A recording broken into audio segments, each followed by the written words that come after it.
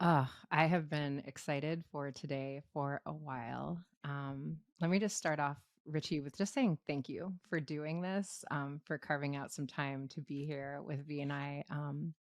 We've really just been admirers of you and your work for a while now. And Oh, yeah, back in January, well, let me back up and tell you that Vanessa and I, in addition to being therapists, we're group facilitators and we facilitate retreats for you know, anyone really who's looking at sort of unpacking some of our conditioning around codependency and self abandonment. And mm, a lot of what we talk about is the ways that we've all been harmed by patriarchal systems and mhm, narratives. And in a retreat that we had in June, one of the women who came to the retreat, who we've become really close with, was like, Danae, the way that you talk about bell hooks and bell hooks's work, there's something you've got to see.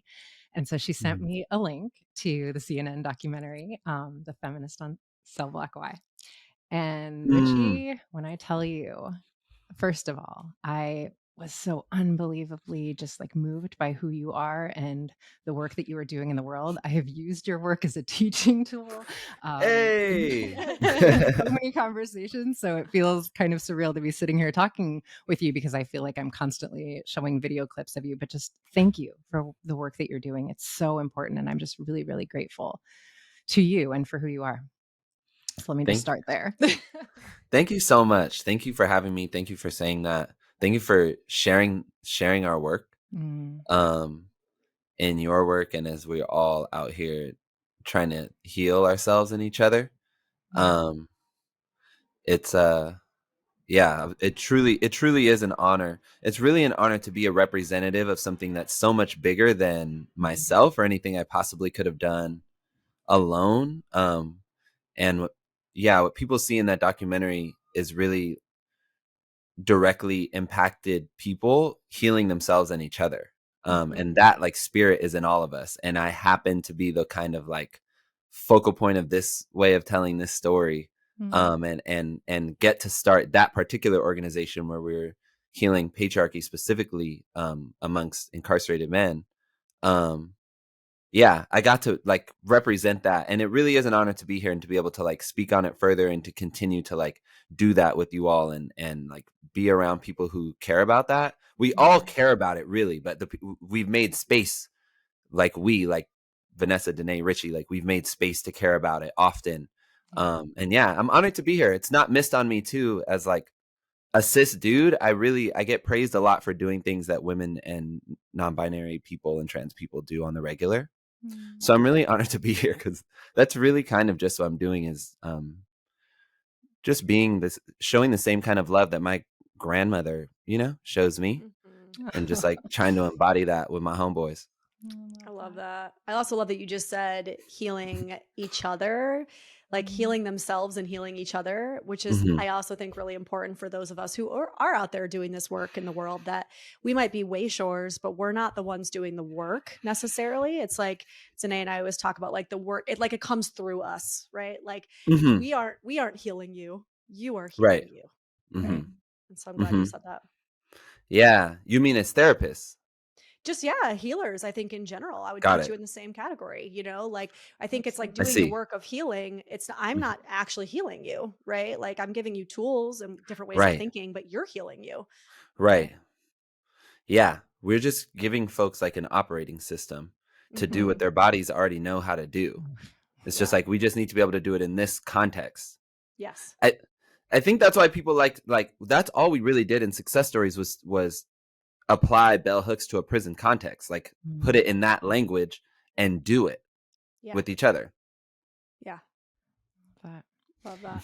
well, I want to go back just a little bit for a second for our listeners, because I think what you have is such an incredible gift to me, Richie, is you have this way of speaking to these deeply painful cultural truths in a way that not only invites compassion for ourselves and others, but really calls everyone around you to the space of personal responsibility, which I just find so powerful.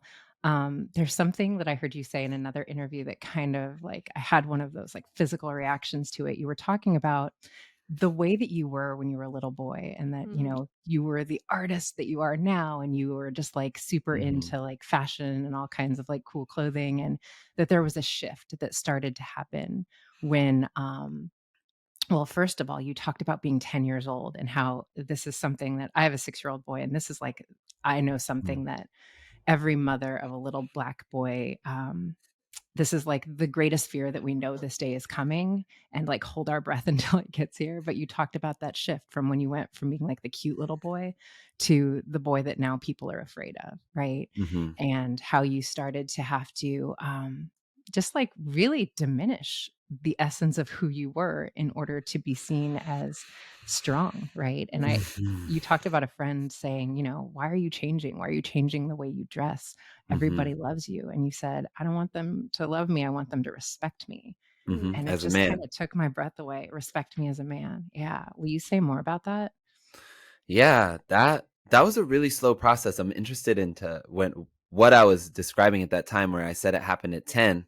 But we're always remembering things in different ways, and I the process, bell hooks calls it soul murder, of Mm, like learning to cut off my own soul as a means of having value in society was like very, very slow. And over that whole time there's key points at these different moments, 10 and 16, um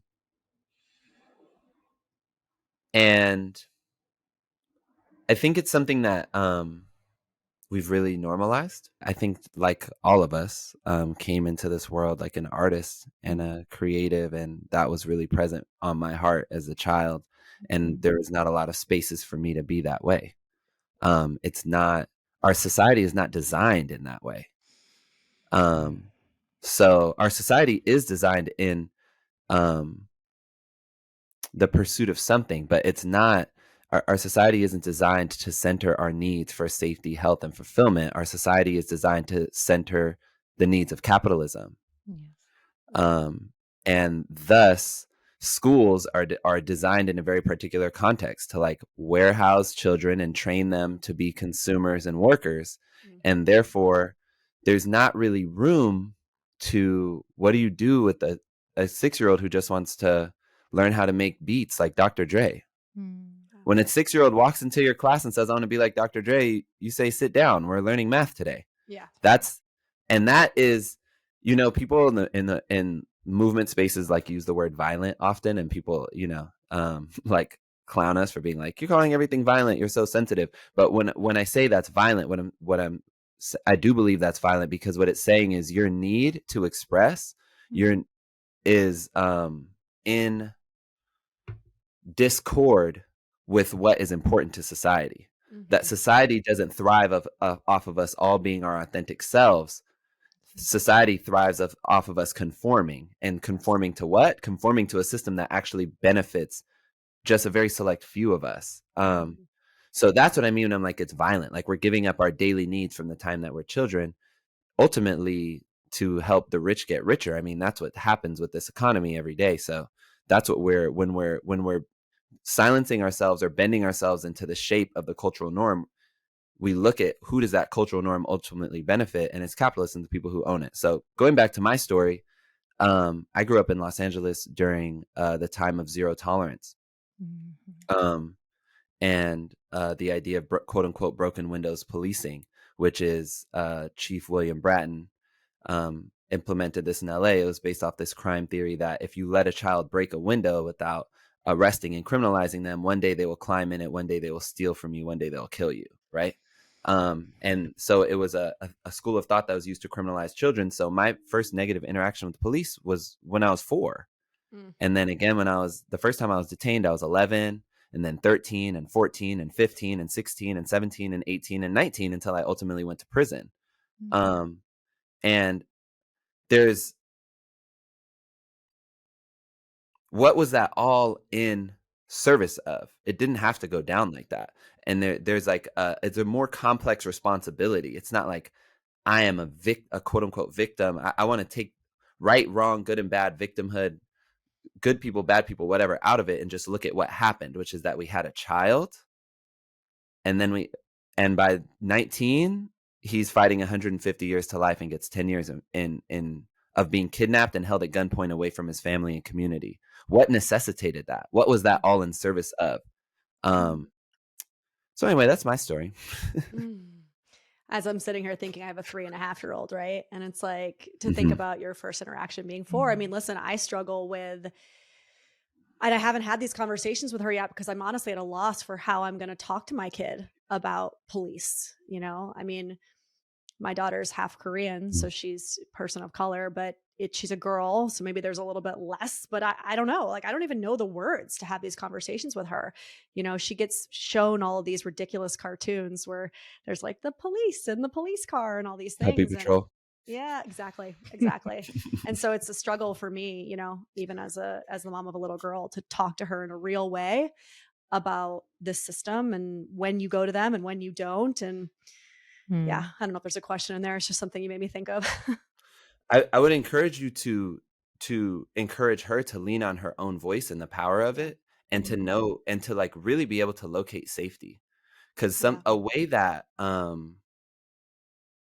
white women, white passing women, even Asian women, people who are like trained to utilize this system is like, you are weak, you are in danger. This system will keep you safe with the threat of death. If anybody messes with you, somebody will show up and potentially kill somebody on your behalf. And that way of being is where a lot of people with those identities have learned to rest their safety. But it's not just people with those identities. We all have learned to rest our safety on that. That's why people can't imagine a world without police, because they can't imagine a world in which their comfort, health, and safety is not guarded with the threat of death. And young white girls and young white women in particular are very centered by this system and it was, you know, it was created at the end of slavery around a lot of mythology of protecting white women from black men. So there's a particular, like, I remember being a kid and just seeing the way white girls were treated in school and the way that they can like cry or say something and just be like believed, and violence done on their behalf. I feel like that is the conversation. That's the conversation that I would have with like a young white and Korean child, is just like, your feelings matter. If you say this hurts me, that's enough. You don't need to say, and it's wrong, and you're a bad person, and it's against the rules, and let me talk to your manager. That people show up like that for a reason. We're all just out here trying to suit our needs, be safe. Like, and when you've taken, you can see where we've taken people's power away by what power they grab for and what power is available to them. People who look like me grabbed for aggression, grabbed for guns, grabbed for tattoos on our face, other types of symbols, other things to keep us safe based on how we're positioned.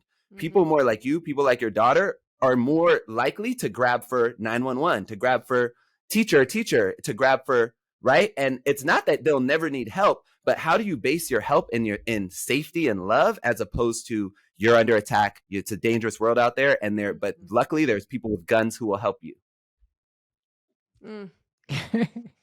You're just so freaking brilliant. No, thank you. No, it's what we need to have these conversations. I love it. Yeah. Yeah, it's different. Like for your kid versus Danae to have like a 6-year-old black boy. I was 5 when my dad told me my first day of first grade. My dad said, if anybody asks you where you're from, say nowhere. I don't bang. And I was like, what? He was teaching me about gangbanging. He was teaching me if you get banged on, what to say.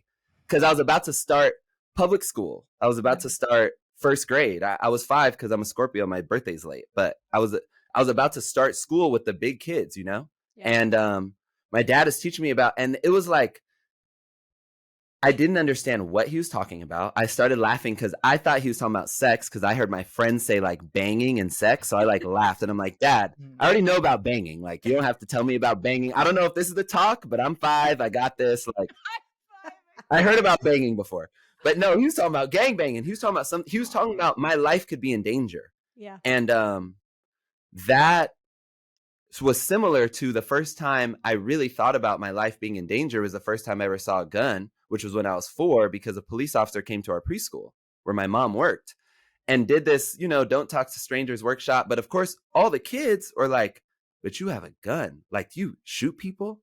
Can you kill people? Have you ever killed somebody? And what I learned when I came in contact with that police officer and their gun, what I learned about society myself in that moment is that in order for some of us to be safe, some of us have to get killed, and some of us have to be trusted to just make that decision. And it just is what it is. And then I very quickly learned I am one of those people who are on that there's a line in which you can deserve to be killed. And then I was one of the people who was below that line. That's what I began to learn 4, 5, 6, 7, 8. Every time I got kicked out of a classroom, every time I was in quote unquote trouble, every time we're all talking, but Richard, you have a deep voice. So I only heard you. I don't have a deep voice to this day. I'm 31, but a teacher told me that when I was 10.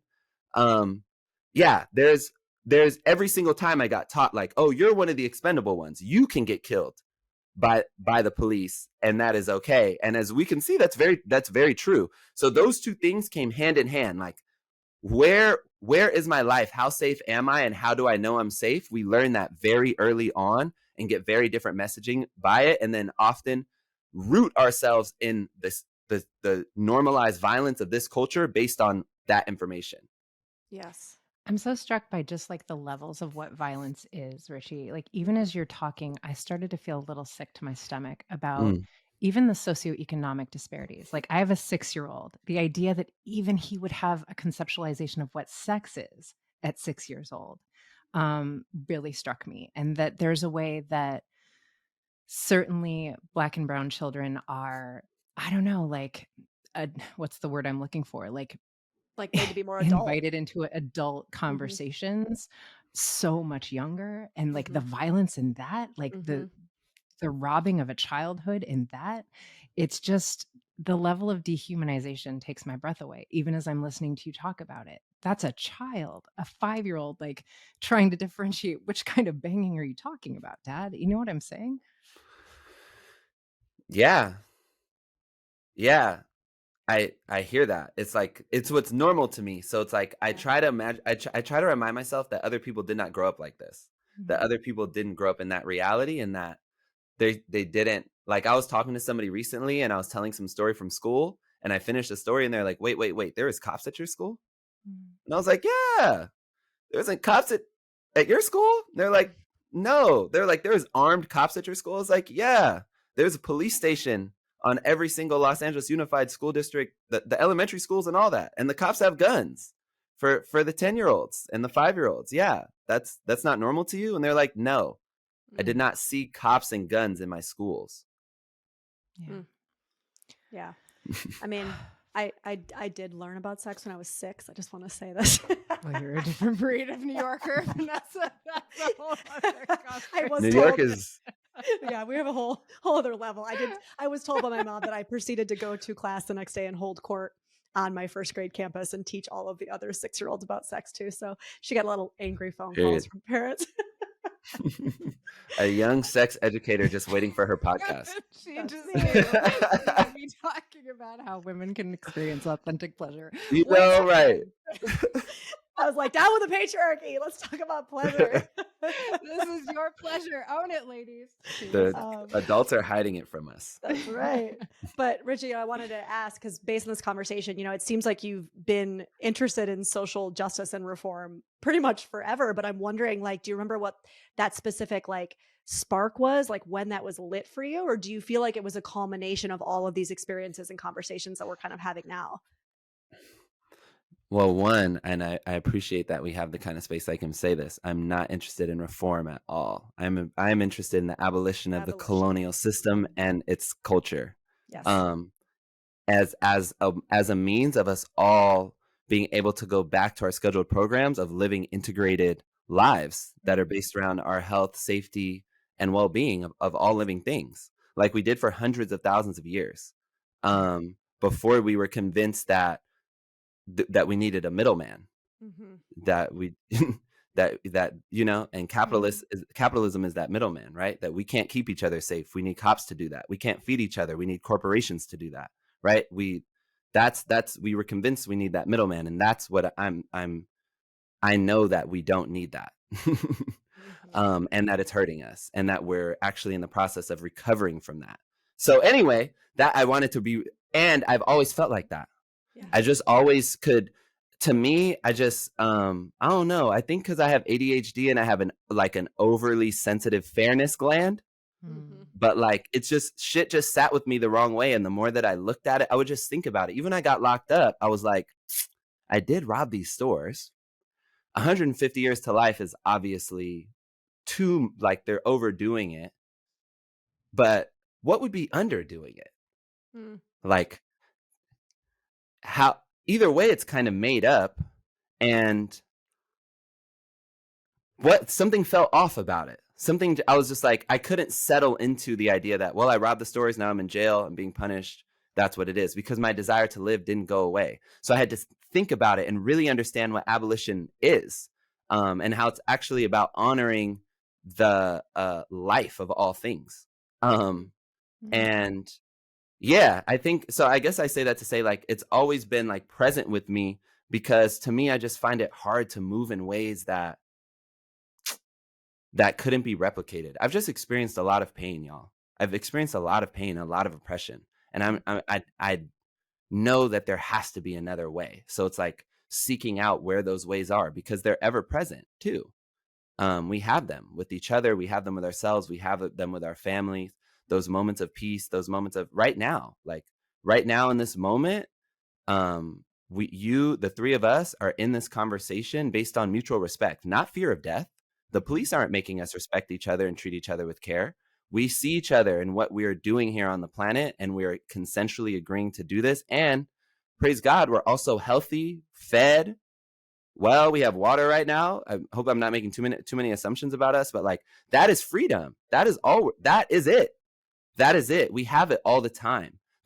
We have access to that. So I feel like that's what I've been interested in, is like growing that, and finding it. And in moments where I was out of integrity with that, I had people around me who called me into that, and still do. And that is all I see myself doing with our other, like, siblings on this planet and ourselves, is just like calling each other into what we all know we want and need. Mm.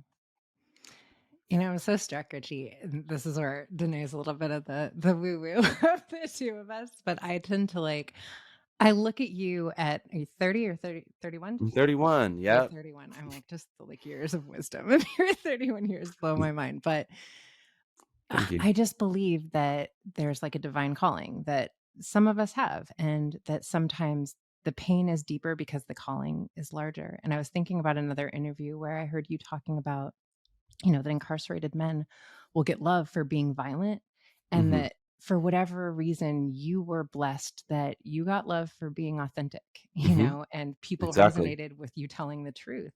And I was thinking, as I was listening to you say that, like, how did you have the courage to do that? But to me, that's a little bit like, that's what you were meant to do. And I don't know Yeah. if there's like And a formula to why, you know? I receive that. I believe that we have our callings, and I believe that they're all connected, because I believe that we're all cells in a larger organism, just like we have cells within us. So yeah, we're all meant to have different things. Like, from the time I was a young baby, you can ask my mom, I have never wanted children. I love children. I don't like babies. I've never liked them. From the time I was young, I just wouldn't hang out with them. Yeah, right? It was like, and some people are called to that. To me, that is an investment of a life. My dad, bless his soul, he's with the ancestors now. He dedicated his life to me and my brothers and my mom. My mom, she's still with us. She has dedicated her life to us. I have dedicated my life to my community. It's the same kind of love. And people are like, how could you do that? Da, da, da, da, da. Oh my gosh, these bills, you help people get out, blah, blah, blah. And it's like, it's the same love you have for your kids. It's the same. You wake up and grind all fucking day without question to make sure that your babies are good. It's the same thing. I was blessed to, my calling is for the community and this art shit. Yeah, I feel that. I feel that from you. I want to, can I read that one quote today? Because it feels like, based on what you were saying, Richie, this is a good one. Yes. So kind of going back a little bit when you were talking about just following the rules, we had this one quote that we pulled that we thought was so profound. You said, people say you go to prison because you don't follow the rules. That's not true. You go to prison because you do follow the rules, the real rules that tell men how to be. It's just some of us get criminalized for it, and some of us become president for it. Yeah. Truly, it's also arbitrary and fake. Like, the idea that the system is performing any kind of justice while simultaneously defining justice, while simultaneously having all the guns and money and telling us that we're not safe without them. And so, And the prison system is based on the same violence and domination that street violence is based in, that day-to-day arguments are based in, that people getting pushed out of their jobs are based in. It's all based on right, wrong thinking, good, bad, and domination is power. Domination is winning. And specifically, like that, the culture of patriarchy, like that, the more cis male, like that is dominant, and that is winning. So if you quote unquote dominated society by quote unquote breaking a rule, first of all, let's be clear that applying a rule is a patriarchal gesture. Yes. A rule is a patriarchal gesture because it's not consented to. It says do this or else. So but when people are like, these are ground rules, we've already entered into a violent situation, because now you haven't even, I'm not here on my own volition. You're saying, so to be born into a country and there's laws there and you have to follow them or else be kidnapped, killed, both, that's already a violent situation. So we started with patriarchy, the assumption that people are bad and you have to dominate them into being good. They will only treat each other well if they're afraid of death. So we're already in a violent situation. I'm being forced to show up to these rules. And then there's a whole system that is completely contrary to what these rules are saying. And it's arbitrarily applied. The way that, I guess I say all that to say I was in prison and everybody I was around was either incarcerated or worked at a prison, and they all acted the same. It was all the same shit. It was the same jokes. It was the same quote unquote locker room talk. It was the same, my dick's bigger than yours. Shut the fuck up. I'll beat the shit out of you. It was the same.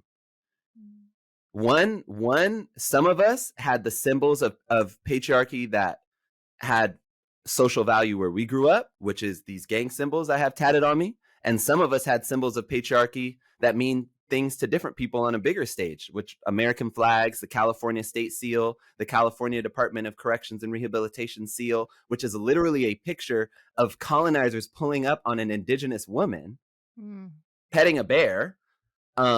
That it is literally an image of colonization on someone's shirt as they are forcing us with guns away from our families, away from our health, away from our safety, and saying this is necessary for society. I mean, they're just a gang with more cultural buy-in. And it's all based on the same idea. Nobody's offering anything different. It's still going violence for violence. You offered the violence of the law. I broke it. I said, fuck what makes you feel healthy and safe. I need to do this for me. That was my violence. You came back and dominated me with your laws. Now we're going to beat the shit out of you, try to give you 150 years to life. You end up with 10 years. Boom. I come back with my violence, right? Most people get even more violent in prison. And it goes back and forth. That's why our society is as violent as it is today. I didn't grow up with kids shooting up schools every day, but I'm not surprised that's the reality now, because we respond to violence with more. I grew up the first time it really happened, Columbine, I was in second grade. And then the response to Columbine was the context in which my entire incarceration story just happened. Zero tolerance, all that shit. Making threats is no joke. All that shit came out of Columbine. So they responded to that violence with more violence. And now the kids are responding with more violence. And it's not just kids in the hood. It's the kids who play Call of Duty. It's the kids everywhere. And there's guns everywhere. And now what are they saying? Now the teachers need guns. Yep. More violence. And it's going to keep going. Unless we build the skills of love, connection, right? Feminism, and go in the other direction. That's it. So that was another quote that I had pulled, actually. It's like, as you said, as long as men get labeled pussies for choosing not to fight, male emotion is sneered upon as weakness, and masculinity itself is measured by the willingness to be violent. America may not always have a mass shooting problem, but it will always have a mass violence problem, right? So I don't want to even use the word solution, but I guess like the turnaround or the about face that we need is to start looking at the root problem of patriarchy, right? To not continue to one up with violence, but to actually go back to the root of why all these statistics show that men are overwhelmingly the perpetrators of violence. Men are overwhelmingly also the perpetrators of violence on their own lives, right? The highest suicide rate. The solution to that is not to continue to add more violence. The solution to that is to go back to the source and say, why is it that our society is actually creating violence within men? Like, why are we giving that to them as the only option or outlet for any source of feeling? And the answer is cheaper than therapy. because Yeah. truly the answer is I don't just I don't mean the show, but yes, the show. I mean, like, the answer itself is cheaper than therapy because the Yeah. answer is community. Yeah. We grew up in a community context. That is how we came to be. That's how we evolved to have the needs that we have. And now we live in a context where we pretend like we're all individuals or individual families that are all like playing this game, this video game of how much money you have and how good of a person are you, and these various social like batteries in this video game we have to win, and it's destroying us. So the it's really in the how. It's like coming back to community, getting out of a right, wrong, good, bad, your way, my way, what's true, what's false, and into a like a shameless place to actually process what folks are going through and be rooted in our shared goals and what we consent to. Love that. Yeah. I mean, I love that so much. And it's like what I kept thinking as you're speaking, Richie, is like, where's their violence within me? And to me, this is all like Mm-hmm. a return to the feminine principle. And that's not like a matriarchal society instead of a patriarchal society. It is the integration of the feminine and masculine within all of us, but that is the return to our hearts and to collaboration and into seeing one another in our humanity. And I'm a couples therapist primarily, and I was so struck as I first started to read bell hooks's work how much violence there was within me, Mm. honestly, towards my ex-husband, and like Mm-hmm. in moments that I was just so conditioned. And this is something that I say to women a lot. I think that yes, men are conditioned not to feel, but women are very much conditioned not to care that men do not feel. And that, Mhm. like, happy wife, happy life, fall in line, like do your job, like all of that is violence. Not caring about someone that you were sharing a life with and how they feel is violence. And I think that a lot of this is about all of us, like not pointing the finger outward and saying, like, where is there violence within me and Mm-hmm. within, my relationships that I can have a Mm-hmm. harder look at. You know what I mean? Mm-hmm. Our relationships. Thank you so much for that reflection. I really hope that that's what I seek to do too. And that's what I hope the listeners are inspired to do, is like look at the violence within us. Because it's not a reflection of our souls. Hmm. It's a reflection of the way that our souls can express in this societal context.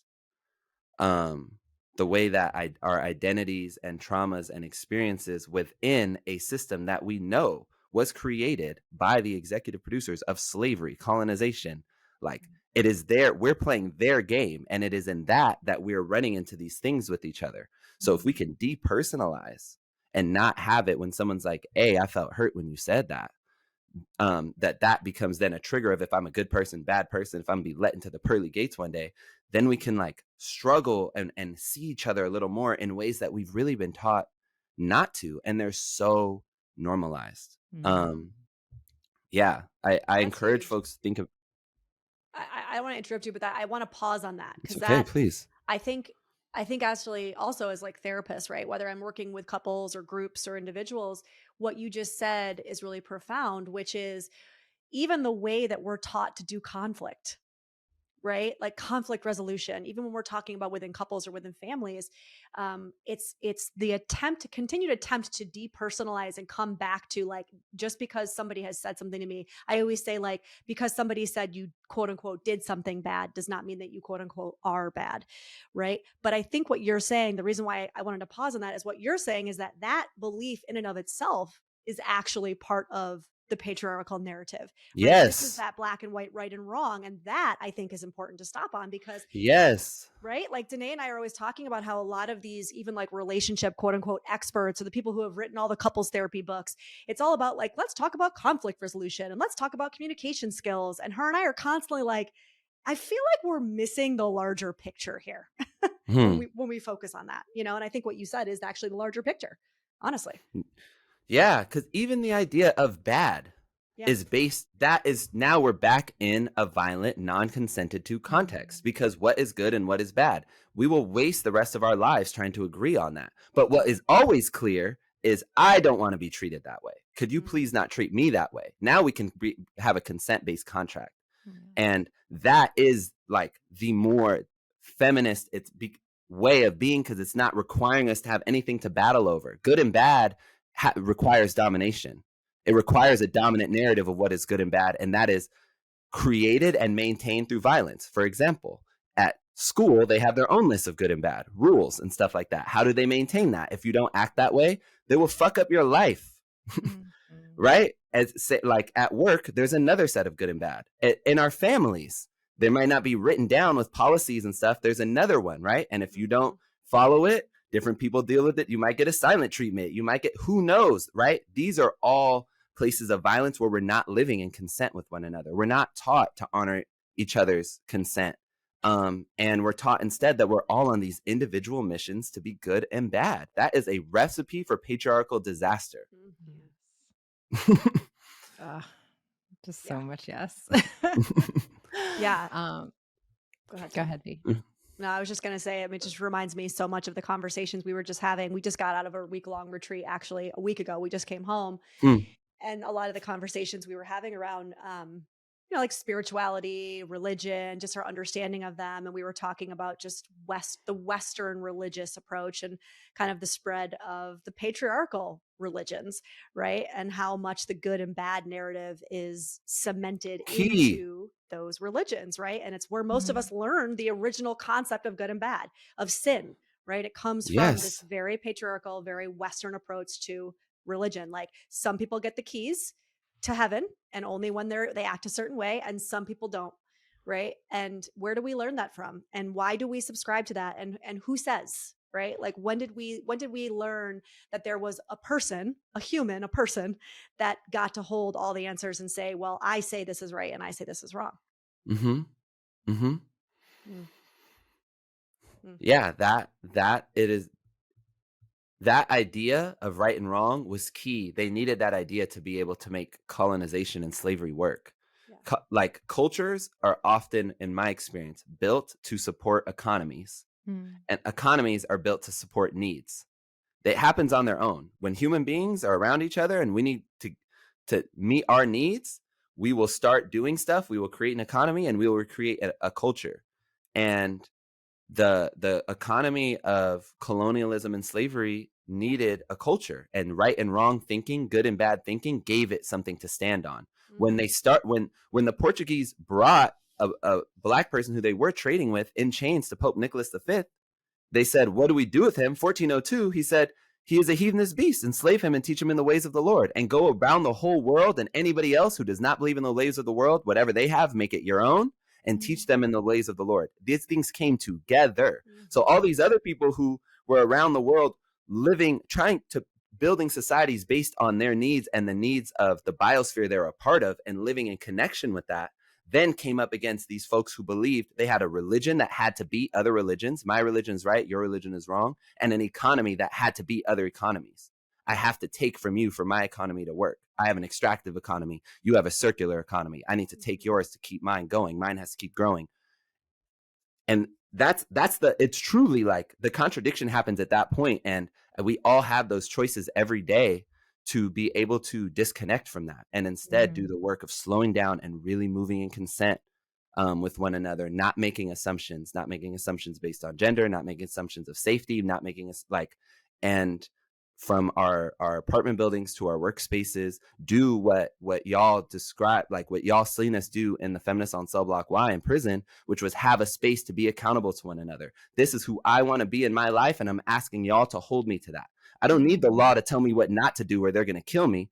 I'm going to tell you who I want to be. And it's almost been 10 years of success stories. We launched in 2024, and almost 10 years of success stories, thousands of people graduating. I've been in many of those circles. I ran success stories for 7 years.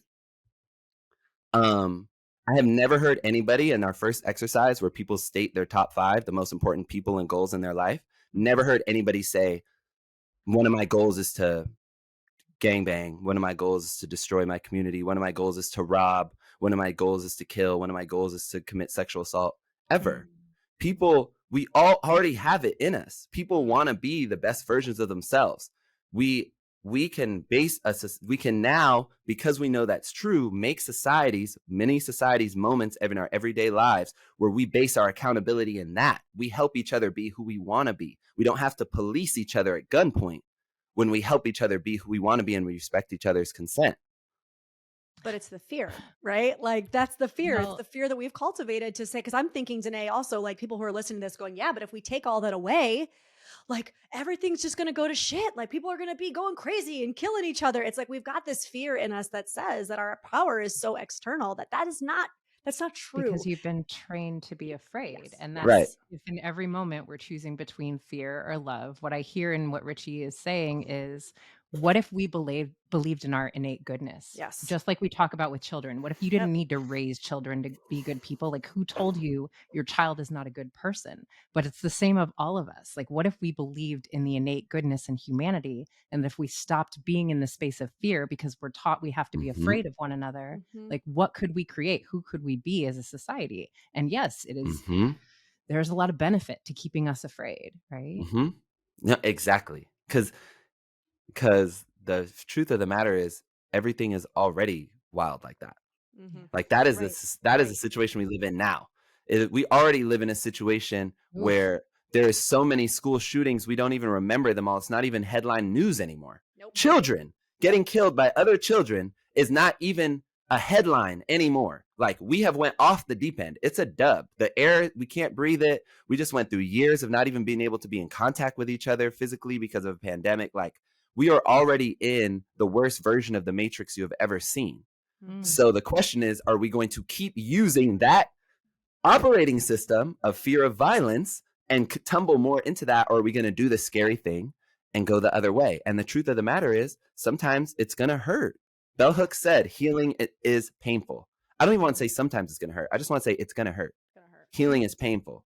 When I was deciding to stop gangbanging when I was in prison, I was basically in a situation. I had 2 strikes, and if I get into any violence, I get a life sentence.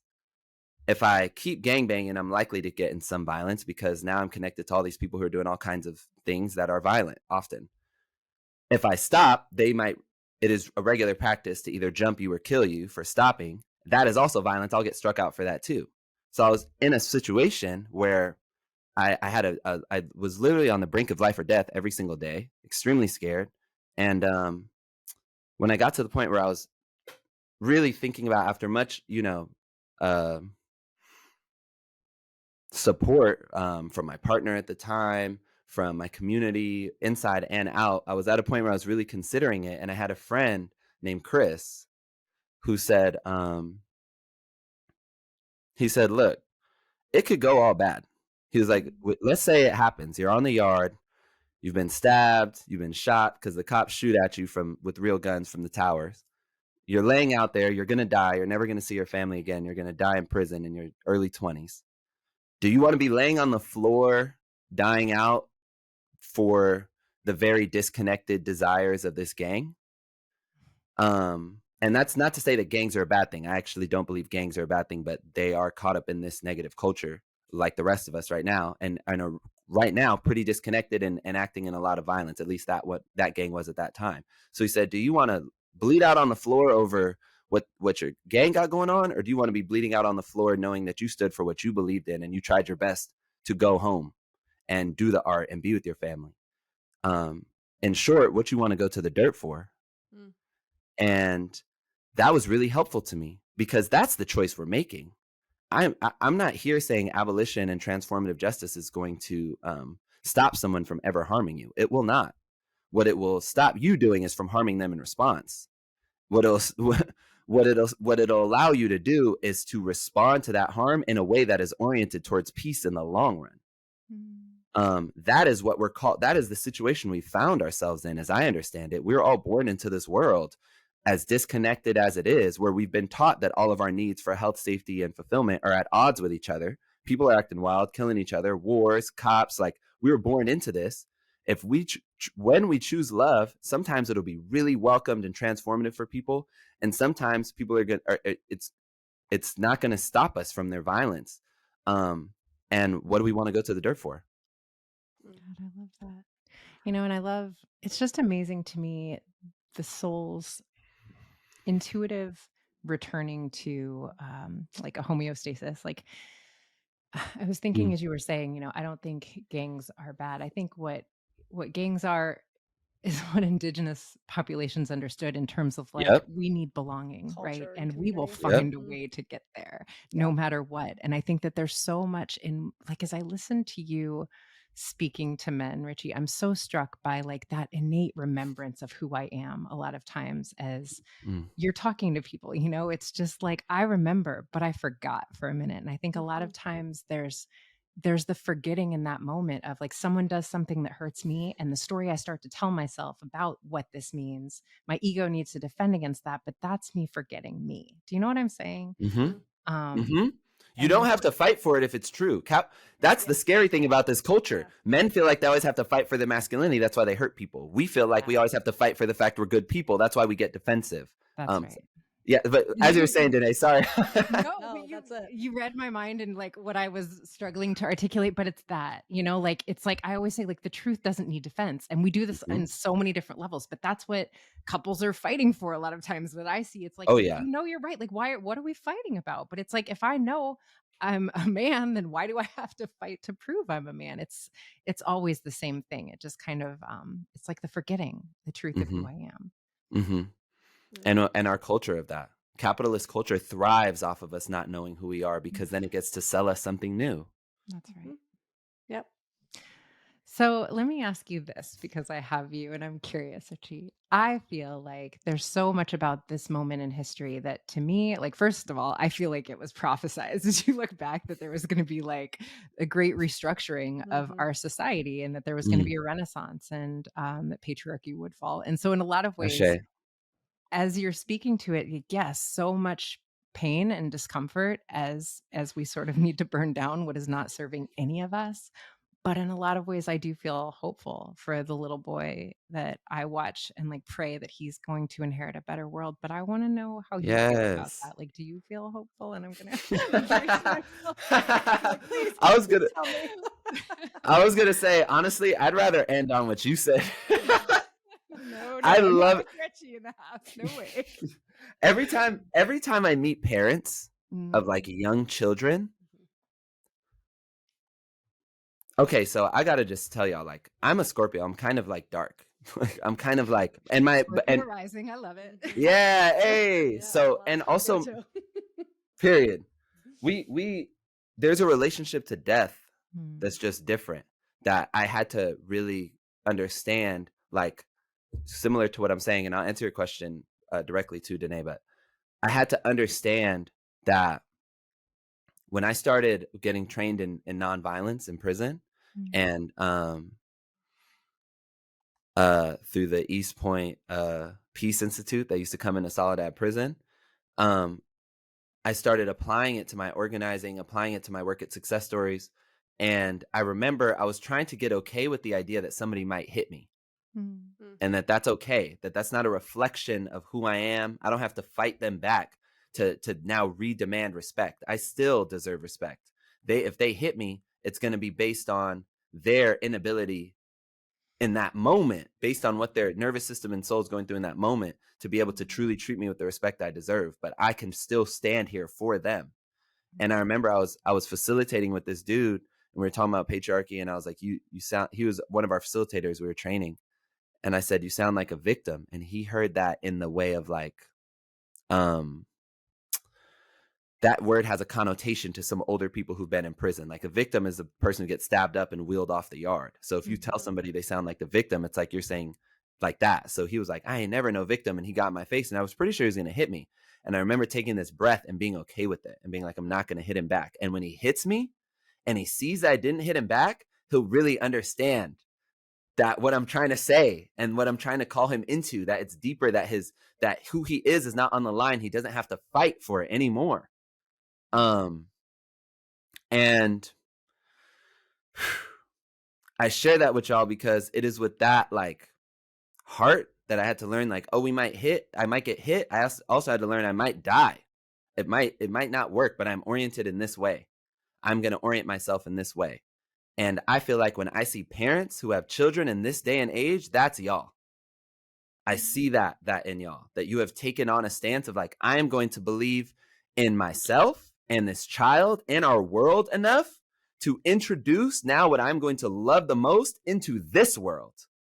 Like, And it might not work. My child might be harmed. I might be harmed. This might not work, but I'm choosing to position. It's like you're entering a love affair with the world when you bring a child here. It's like you're entering a relationship almost like a with them to like co-raise your child. And I feel like that is such an act of faith and love. I would never want to shake it with my Scorpio dark, like I move from a different place. So I want to like, I just, I would never want to shake that. I feel like each of you as parents are in a different contract with the earth than I am. And I get to ride a little looser and have a little less hope sometimes and like try things and do things and like, because I don't got another person who in that way. So I almost, I want to say that before I share that, like, before I share my perspective, like I want to put it in its place in this conversation with two people with children, mothers at that. I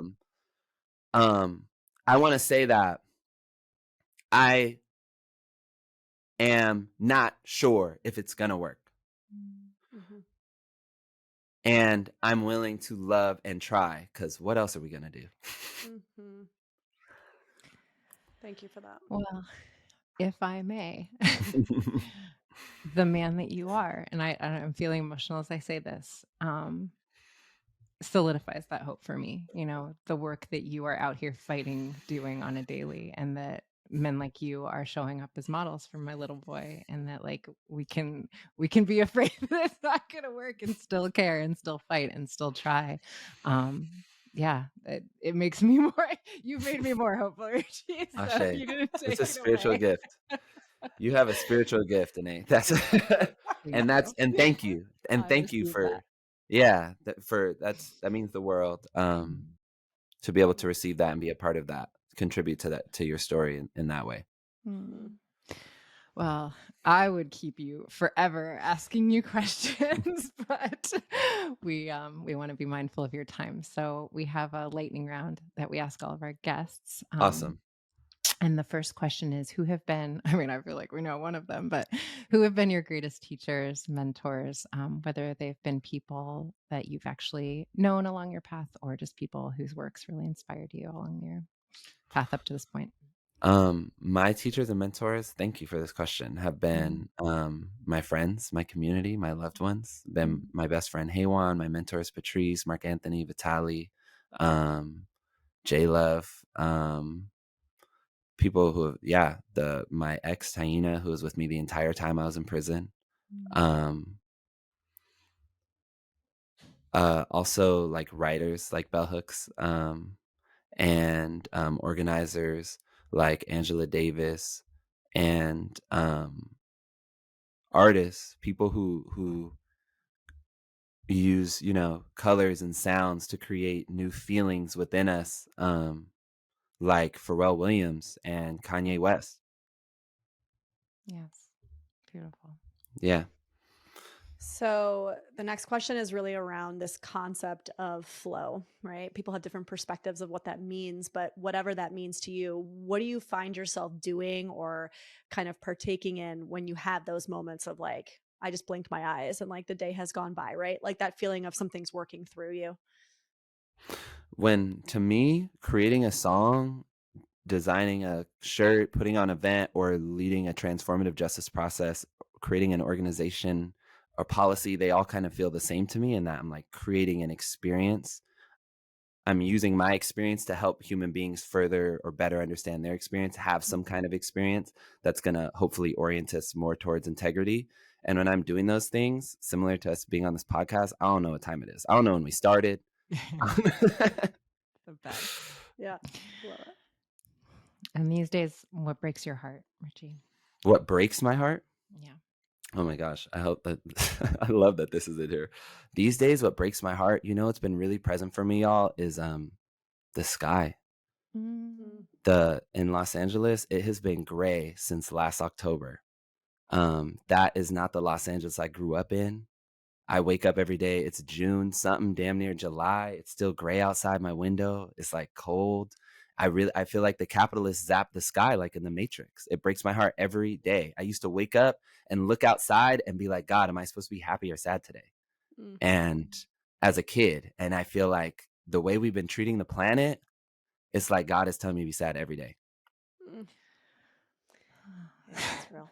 That's real. Especially as the New Yorkers, you know, my family and my people are like, what's happening with our sky? And I'm like, well, we're used to that out here, but now y'all are seeing what we see on the regular, right? And they're like totally confused by it. Yeah. It's wild. Yeah. And the last question, Richie, is a doozy. It is, what is your favorite food?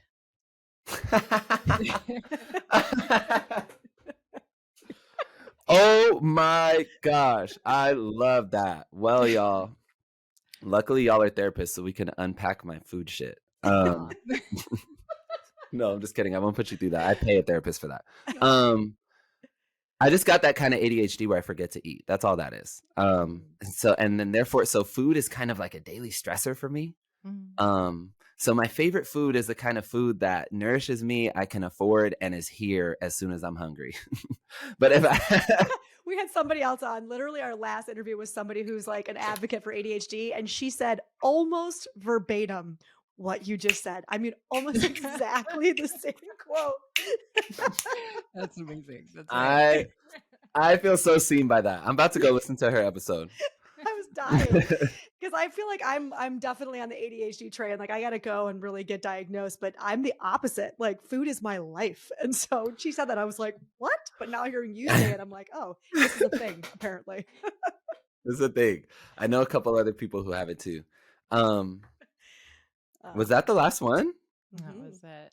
Wow, thank y'all so much. I gotta just say to you, you know, I feel so grateful when I have an opportunity to thank people who have been really profound teachers for me, and you have been that. And in your teaching me through just the way you move through the world and the wisdom every time you open your mouth that comes out of you, just like flowing out of you, I feel like I've been able to share your wisdom. And so there's a ripple that you're having. And I am so grateful for your heart and your soul and the way you are continuing to show up for all of us. You are just such a beautiful man. And I'm grateful to be able to tell you thank you, truly. Wow. Thank you. I really, really received that. And I learned from that too. I'm really honored. I'm really honored to be here. I really appreciate y'all giving me the space. Ultimately, I came to say that like we grew our needs in community and we can serve our needs in community. And that is cheaper than therapy. I love it. We'll link everything in the show notes, Richie, but like quickly, where can our followers like get in touch with you, see more of your work, all those things? Because you've got a lot going on. Yeah, I'm blessed to be a part of a lot of dope, like worker-owned, worker-led, like people who are impacted by incarceration-led projects, art things and organizations. Folks can follow me on Instagram at Richie Reseda, and also follow Question Culture on Instagram, question.culture. But from my IG, you can get to also like success stories, which is our patriarchy work inside. Like they're all linked through. From mine, you can get to like what side of my work or what thing I represent for you that you're ultimately interested in. So I would say through IG, and also questionculture.com is literally just a list of our projects and their links. Cool. Awesome. Amazing. Thank you so much, Richie. Thank you so much. Thank you all. This is awesome.